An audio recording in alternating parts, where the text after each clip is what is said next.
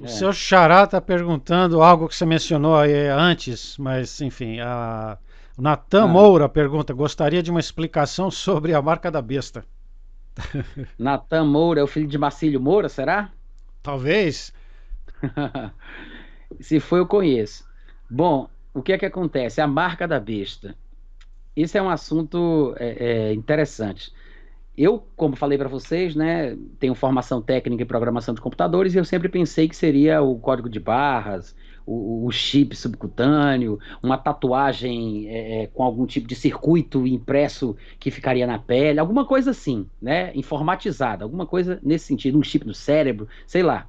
Mas depois que eu comecei a estudar essa questão do islamismo, eu vi uma declaração de um ex-terrorista chamado Walid Shoebat, que é um pregador hoje em dia cristão bem fervoroso. Eu acho ele assim até bastante eloquente, tal, não sei o quê, mas ele fez uma declaração que me chamou a atenção. Ele disse que alguns pergaminhos gregos, ele teve acesso a alguns manuscritos gregos, e quando ele viu a passagem de Apocalipse 13:18, que fala sobre a marca da besta, ele parecia conseguir ler na sua língua árabe. E ele disse que achou aquilo esquisitíssimo. E depois ele foi pesquisando e viu que, na verdade, as três letras gregas que estavam no manuscrito ali eram exatamente as mesmas letras ou frases. É como se fosse uma frase em árabe. As três letras representavam coisas específicas no idioma árabe. E ele disse que aquilo significava para ele uma coisa que no árabe ele entendia, mas por que que aquelas letras estavam lá? E ele percebeu que que as letras gregas que representariam os números 666, na verdade, tem a forma dessa frase em árabe. Eu sei que está um pouco enrolado, mas é exatamente isso.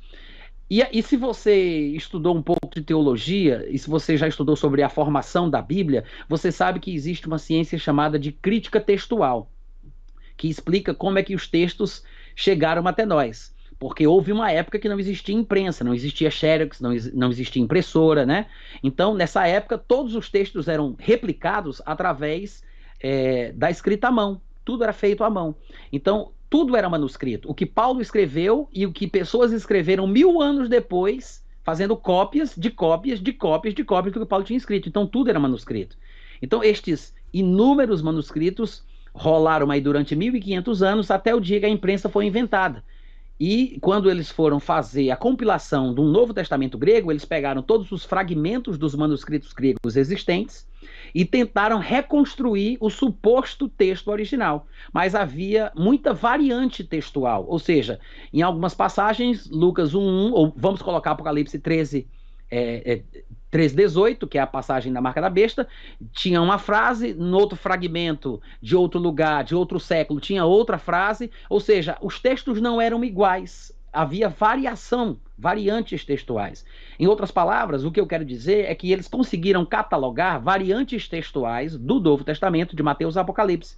Nem todo versículo tem variantes textuais catalogadas, mas curiosamente, em Apocalipse capítulo 13, versículo 18, tem pelo menos três ou quatro variantes textuais. Ou seja, simples números, simples três números, foram escritos de várias formas diferentes em vários manuscritos gregos. Por qual razão, eu não sei. Mas só aumenta ainda mais a suspeita do que foi falado pelo ex-terrorista que disse que conseguiu ler o texto porque as letras gregas eram semelhantes a uma frase em árabe, porque é a mesma forma, o mesmo formato. E as variantes textuais desse texto são diversas. Em alguns lugares o número é 666, em outros lugares é 646, em outros lugares é outro número. Em outras palavras, não há uma convicção de qual número realmente estava ali ou se realmente era um número.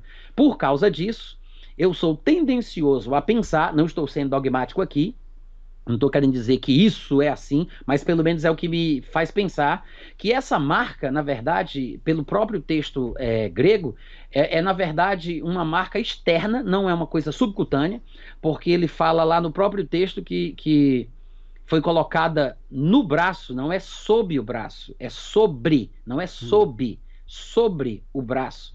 Então, é uma coisa que talvez possa ser vista, porque está na testa e está no braço, é uma coisa vista, não é algo subcutâneo, não é um chip implantado, não é uma tatuagem eletrônica, É uma coisa, é um emblema, um símbolo, uma coisa que representa uma convicção.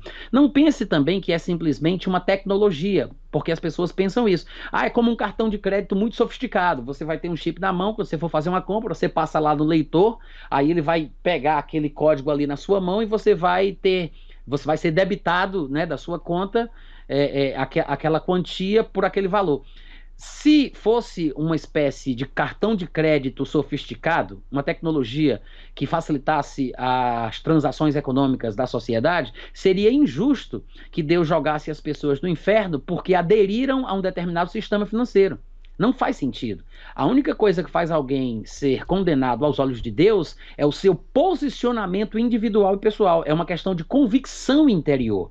Então, provavelmente, essa marca é um emblema que é imposto pelo anticristo nas pessoas que estiverem dentro dos domínios do seu reino, que não será a terra toda, não será o mundo todo, mas as pessoas serão induzidas a usarem aquela marca, porque por meio daquela marca, uma espécie de alvará, né, de permissão para trabalhar, comercializar, vender, comprar. Quem não usar aquele emblema demonstrando que está a favor, que está apoiando aquela ideologia, aquele império, aquela liderança, aquele reinado, quem não deixar isso bastante claro, quem não for a favor, esta pessoa não vai poder usufruir das benesses que o império vai estabelecer. Então me parece muito mais uma marca mesmo, uma espécie de bandana, um emblema, uma coisa qualquer que dá à pessoa a liberdade para negociar dentro do império do anticristo. Isso. Eu gosto de lembrar o pessoal que um dos sinais que dá para perceber que faz a nossa geração ser única é a tecnologia. A tecnologia alcançou a profecia. Já é possível, pela tecnologia que nós temos, ter algum governo ou global ou regional no Oriente Médio, Europa, seja lá a interpretação que você queira dar, existe uma tecnologia hoje possível de controlar as transações comerciais das pessoas, e antes não havia isso. É mais um sinal. Então, eu queria encorajar o pessoal a ler, a ter planos de estudo das Escrituras, porque não existe nenhuma coincidência, não existe nada que seja por acaso nas Escrituras. A gente ouve o Natan falando, é uma delícia, né? A questão do significado das letras, do idioma grego e tudo isso. Aí você pensa, puxa, mas isso é muita picuinha, muita coisa. Mas não, gente. Você, ao saber a fundo essas coisas, e mesmo em geral, você vai descobrindo o padrão, o caráter de Deus, o plano de redenção, né? A maravilha que são as Escrituras, que foram escritas fora do tempo e do espaço, né? Com 1500, 2000 anos separados, alguns autores um de outro, um pescador, um rei, um poeta, um outro cara no deserto comendo grilo, e todo mundo escrevendo aquelas mensagens, fazendo aquela coisa uníssona, aquela mensagem uníssona, perfeita, harmoniosa, é impressionante. Mas enfim, o pessoal tem que entender isso. Muita coisa que o Natan fala é porque já o pessoal que está perguntando tem algum conhecimento prévio, ok? Mas com um plano de estudo básico é possível e você vai ter uma aplicação pessoal na sua vida, ok? De redenção, de transformação. É preciso ter um estudo contextual e saudável. Não é isso, Natan? Manda bala. Sem dúvida. Tem gente aí falando, enquanto você falava, eu estava acompanhando aqui o pessoal está falando no chat, viu, Guilherme? E algumas pessoas perguntaram sobre a questão do governo do anticristo, se vai ser mundial ou não. Gente, eu não creio que será mundial. Primeiro porque nunca teve nenhum reino, um império mundial, nunca, na história da humanidade, nunca teve um império, um reino que tenha dominado o mundo todo.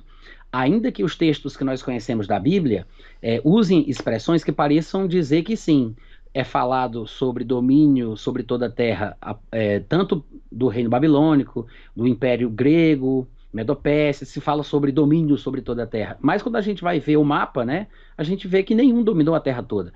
O maior império de extensão territorial, que foi o Império Britânico, também não dominou a Terra toda. Nenhum império humano dominou a Terra toda. O único líder, o único rei que vai governar o mundo inteiro, sem sombra de dúvida, vai ser Jesus Cristo. É o único durante o seu reino milenar. Nenhum outro vai conseguir dominar a Terra toda. Todos os líderes que surgiram, inclusive esses aí proféticos da estátua de Nabucodonosor, né, o Império Babilônico, Medo-Pérsia, o grego, etc., todos eles dominaram uma vasta extensão de terra, mas principalmente aquela região ali do Oriente Médio, incluindo o Estado de Israel, principalmente a cidade de Jerusalém. Então, o anticristo ele vai ser apenas mais um que vai se levantar basicamente da mesma região e que vai governar praticamente a mesma área e que vai também ficar obstinado pelo mesmo lugar, pela mesma terra, que é a terra de Israel e a cidade de Jerusalém.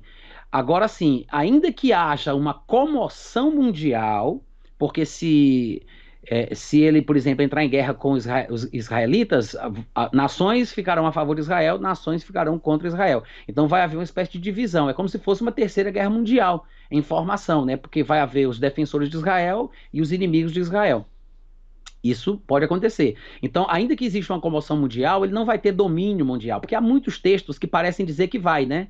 Mas existe uma outra porção de textos que deixa claro que não. Então, não adianta pensar apenas com um grupo de textos. É importante você observar os dois e harmonizar e perceber que um desses dois grupos de textos deve estar usando alguma figura de linguagem e que não pode ser interpretado de forma literal, porque senão haveria discordância na Bíblia. Partes da Bíblia diz que ele vai ter um domínio que parece que é a Terra toda, e partes da Bíblia mostram que ele vai ter um império local, limitado, e que ele vai precisar, por exemplo, do ministério de 3 espíritos imundos que saiam pela terra convocando reis para se juntarem a ele. Se ele tivesse o controle todo, ele não precisava do ministério desses 3 espíritos para convocar os reis. Não veríamos textos da Bíblia mostrando ele em guerras o tempo inteiro. O anticristo não estaria em guerra porque ele estaria no domínio do mundo inteiro. Por que ele vai estar em guerra? Porque nações não aceitarão aquilo que ele quererá fazer, nações se levantarão contra ele. Ele vai, e até o último dia da sua vida, ele vai ouvir de rumores de guerra vindo ao norte do seu reino, do leste do seu reino. Ele não vai estar em paz em nenhum momento, desde quando ele assumir. Até o próprio momento em que ele assume a confederação das 10 nações, ele já vai lutar contra 10 reis da confederação que ele vai fazer parte. A Bíblia fala que ele vai ser um reino dividido, que não se mistura, é dividido contra si mesmo. Eles se guerreiam, eles se matam. Inclusive lá na passagem de Gog, de Ezequiel 38, que eu creio que também é uma descrição sobre o anticristo, apenas chamado de uma forma diferente, num contexto diferente, fala-se que inclusive eles vão se matar uns aos outros, né? Vão se atacar, porque o império do anticristo é um império dividido desde o começo até o fim. Então eu não penso que ele vai dominar o mundo todo, tá?